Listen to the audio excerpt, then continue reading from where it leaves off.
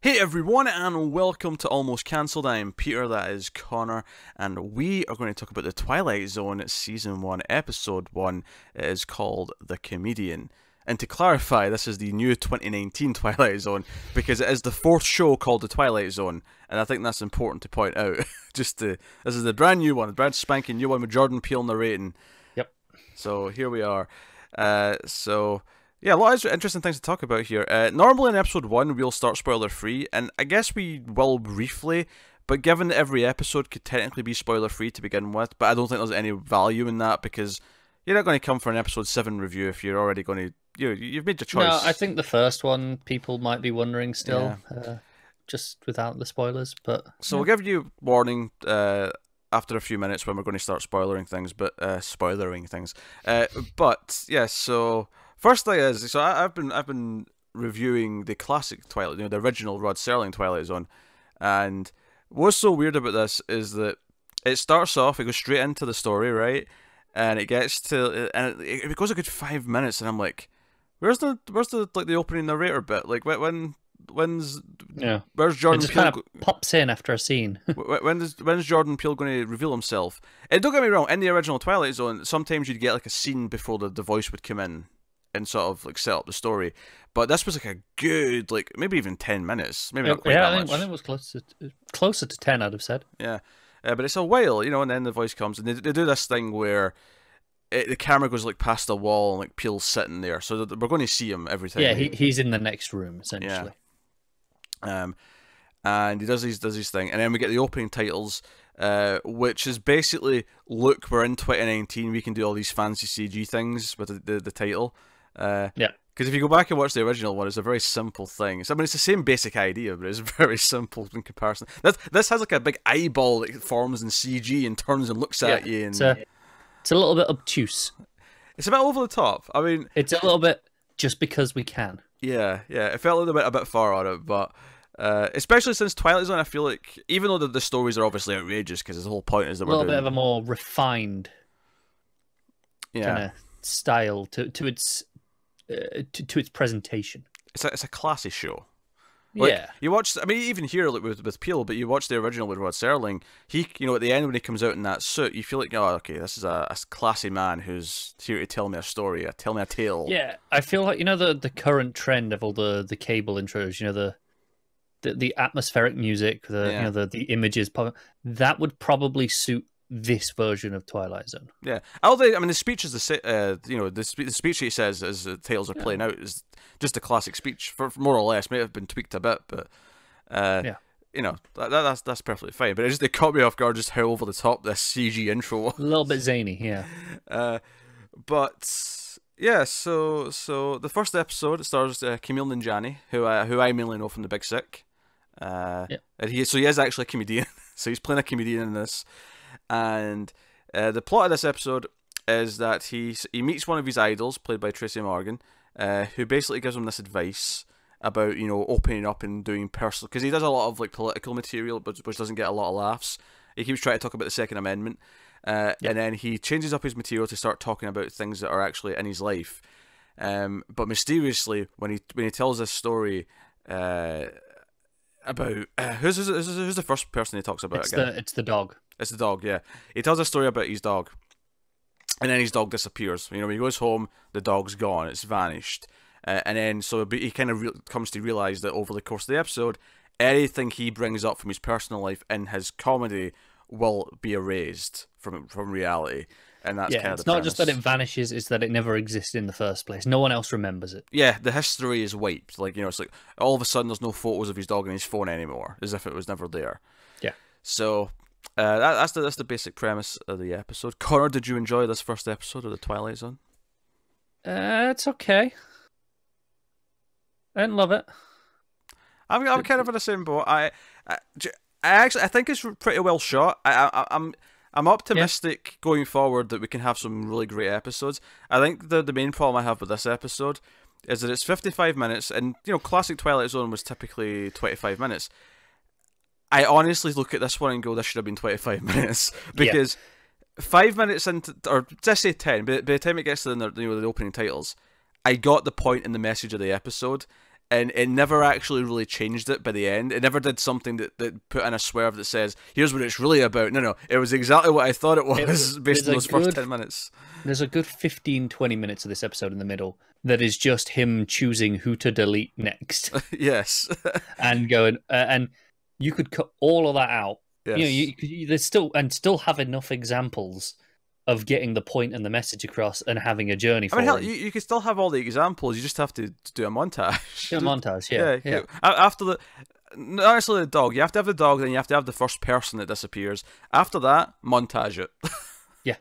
And then you can just get to the point. I think there's a point where you have the first person, because the... Should we just do spoilers? Full spoilers now for the episode. Yeah, we'll just do spoilers now. Because the first person is the nephew, and he gets rid of him accidentally. Yeah. I think then the next one, you need one example after this of him choosing to actively erase someone. It's worth mentioning. We have about 8 of those. But it's worth mentioning the nephew is different from the dog in that it's the one that proves like instantly that it's happening, because he's in the crowd watching the comedy act, and then he looks back and he's just gone. Like, it's instant. Yeah. And he's looking around afterwards thinking, oh, he's left when he looked away. And and there's a lot of things in here, like, at one point he tries to just base it on a guy he met in the bus because he's ran out of people he wants to make disappear. This neo-Nazi that's been on the bus. But it doesn't work because it's not someone personal in his life. Although it still kind of works with some audience members later. He gets enough information out of these hecklers to kind of make them disappear. That's the scene where I'm immediately, if there's one that I'm cutting away from it, it's that one.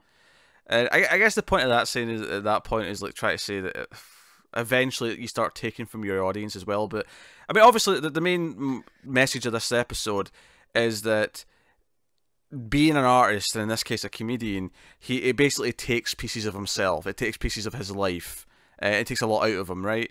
And ultimately, it'll take the ultimate price, and that he'll eventually have nothing. But then the ultimate thing at the end of the episode is that he basically decides this is not worth it, and he makes himself disappear.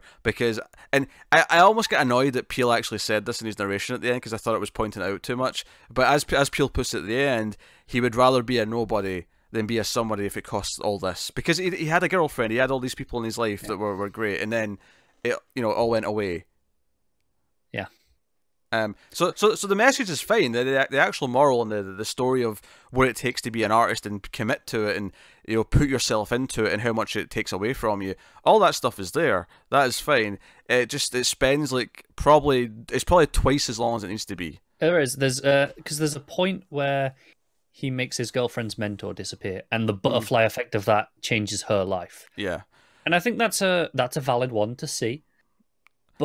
It felt like it took so long to get to that point of just random people disappearing with no consequence to him. Because we'd seen so many of them where it's like, we didn't need all of this, and it just felt like it was padding out.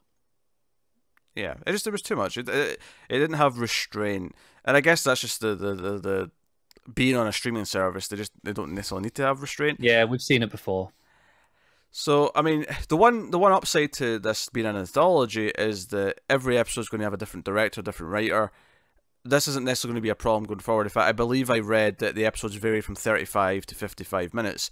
So I wonder, and that doesn't mean to say that everyone that's 55 minutes is going to be a bad episode, because that story might actually lend itself to 55 minutes. It could, and it doesn't necessarily mean that all the 35-minute ones are good. They could be bad for different reasons. It's interesting, though. I think there's a real interesting thing here where in a post-Black Mirror world, we have a new Twilight Zone. And no, it is interesting. It's almost a novelty. Yeah. And obviously the one big difference is that Twilight Zone doesn't need to always revolve itself around technology or that kind of sci-fi. It can do different things. Because here it doesn't really explain why things happen. Like, Tracy Morgan's character is just kind of mysterious and kind of inspires this. It's almost like he gets a life lesson from his mentor. If you take the whole thing as an allegory rather than literally happening, he gets a life lesson from his mentor, and that's it. It's that simple. Yeah. And by the end, because my favorite character in this actually is probably I think her name was Dee Dee, the other comedian who's always at the club and always sort of banters with them. She was really funny. She was constantly cracking me up. At one point she walks out of the scene saying "suck my vagina," and then there's another scene where she's like, "Oh, if I was straight, I probably wouldn't be with you. I'd be with like an Idris Elba type, but I'd probably throw some pussy your way sometimes, just out of respect. She had this really biting wit that just was always funny and confident.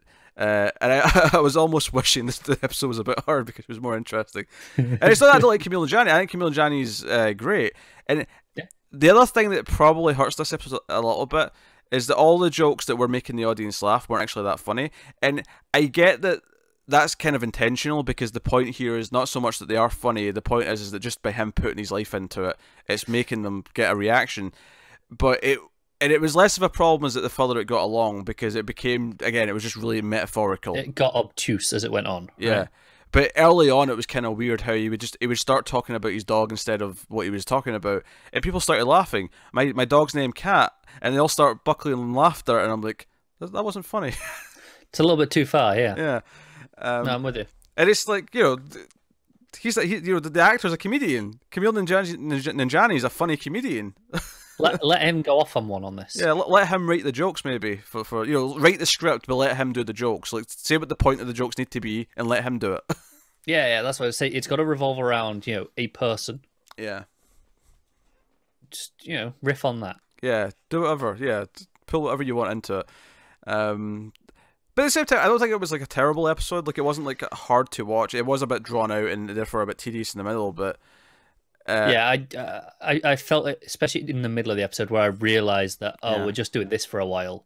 Yeah, I found myself checking out a little bit. It looked good though. I thought the general style of how it looked, the presentation was slick. Yeah, no, I agree with that. It was a slick presentation.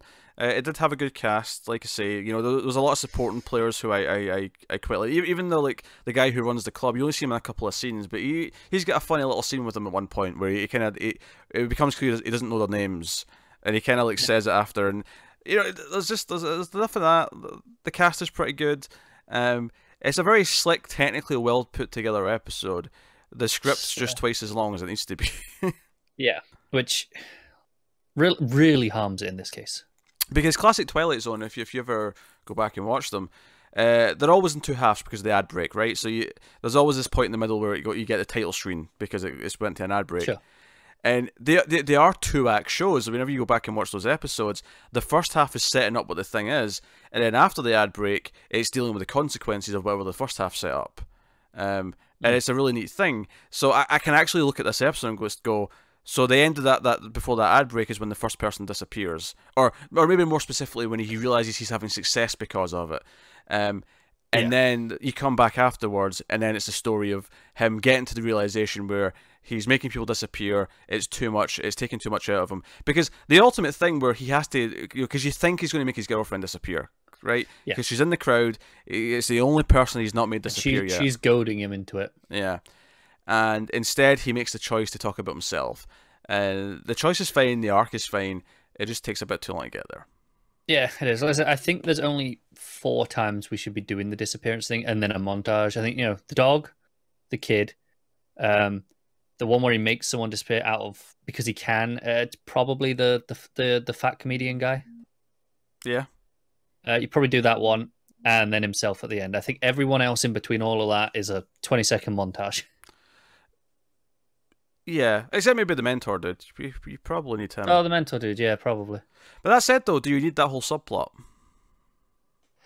Do you need the idea that it's ruined her career in the middle of that? Do you know what? No, that's. I'd probably take that instead of the guy, the other comedian, because they both do similar things. Of, hey, there's consequence. One's a good consequence, one's a bad consequence. With the guy, he was a drunk driver and killed, a parent and a kid, right? And that gets undone essentially. Yeah, what do you think the purpose of making him have that in his backstory was? That was an interesting. Was it just to have a guilt-free erasure, like he could take him away without feeling bad? Yeah, I think that's exactly what it was. I think it was just so that he could get a taste of deleting someone and feeling like he's done something good. Yeah, because he's saying afterwards, he's like, "Oh, I saved 2 lives because now that mother and child didn't die." Yeah. So I get the point of it, and then the point of the mentor is the doing it for selfish reasons and it ruining someone's life with that. I'll be honest, I still think 4's too many. I still think you condense it more than that. I think you make it more streamlined. I think all you really need is the idea that he does it for success. I would take out. I would take out the mentor. I would probably take out that entire subplot of that entire thing. Yeah, of her, because I don't think you need it. I think you just need the idea that he's becoming successful. You go through a montage of him erasing a bunch of people, and it's just her that's left, and he has to make the choice, and then that's when he makes the choice to. You know what? It's not worth taking away everything. No, I get it. I think the only reason I like the mentor one slightly more than some of those is the fact that it has consequence to his life more so than any other thing that does. It's the one that makes him stop and go, oh shit, I'm changing things that can affect me. I think it almost spells it out too much though, because that's just fair. Yeah, and ultimately maybe even makes it still a little bit selfish because it's still about him almost, because that's it's true. affecting his life. Whereas if none of that was there and it was just the girlfriend's the only one that's left, there's no one else, and then he has to make the choice. It's not worth this cost, and then that's when he makes the choice. And I think you get this episode down to 30 minutes tops. Yeah, I think at that this could be a really good tie episode. Yeah. At this, I think I like it a little bit less after talking about it, because I can see just how easily it can be fixed. Yeah. Yeah, you could take a pair of scissors to the script, and I feel like you could really improve this one. Yeah. Do you know what the worst part is? Most of this you could cut from this. You could edit down to a great episode. Like you wouldn't even need to change the script. Anything. Yeah, you could just cut scenes out of it. Yeah. Yeah. You could do a fan edit, and it would probably fix most of the problems. Yeah. Yeah. Yeah, that's kind of frustrating. But I mean, there's nothing about this that makes me remotely like worried about the rest of it, because I feel like no, it's an anthology. If I'm getting 3 or 4 in a row at the start where I'm like, okay, that's a different matter, because then it's okay. Yeah, I'm always good. There might be a good one. Yeah, but it becomes a there was still potential in here. This was not like a complete lost cause.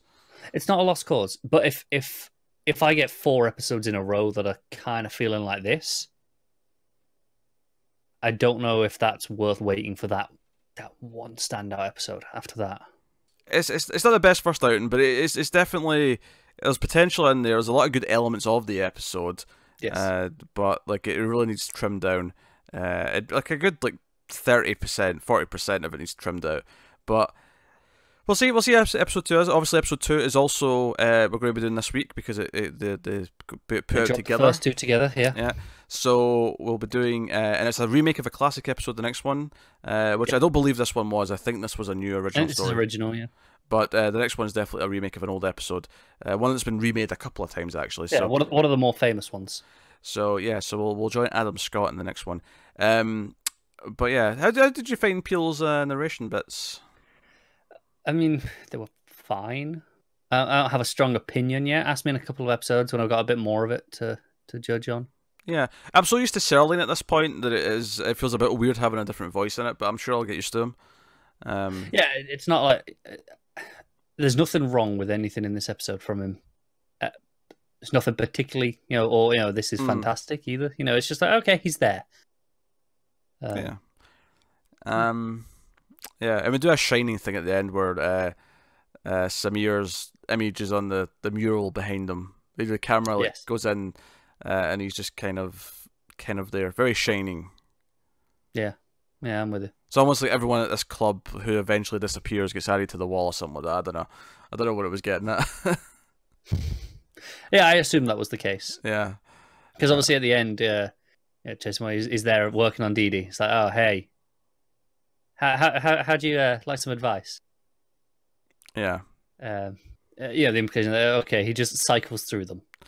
Yeah, I mean that scene for me felt like I don't know if I need to set up the idea that this is something that he keeps doing. Like I don't know if I needed that part of it. That felt a bit tropey, I suppose, and also a little bit frustrating in that she was already much more successful than he was. So why would she feel the need to sink into this? Yeah, she didn't need the help. She was doing just fine. Yeah, she was doing just fine. Because the big climax of the episode is okay. The 2 of them are going to get picked for this. One of them can get picked for this TV show, right? And it's whoever is essentially the best at this performance, and she's neck and neck with him just on her own performance. She doesn't really need the help. Yeah, I think you're thinking about this too much in a logical sense. It's not really. I get it. Maybe taken as literal as this. I know. Yeah. Which I think is something you're going to have to kind of accept going through this, because a lot of Twilight Zones like this where... Oh, no, I don't really have a problem with this. I was just you know, as we're on it. But yeah, so that's the first Twilight Zone of the new 2019 series. It is worth mentioning, I've been reviewing the classic Twilight Zone with Tara. That's been going up once per week, so go check out that as well if you want some retro reviews. But yeah, so yeah, let us know what you thought of the first episode, the new one, in the comments. Like, subscribe, all that stuff. That does help us out a lot.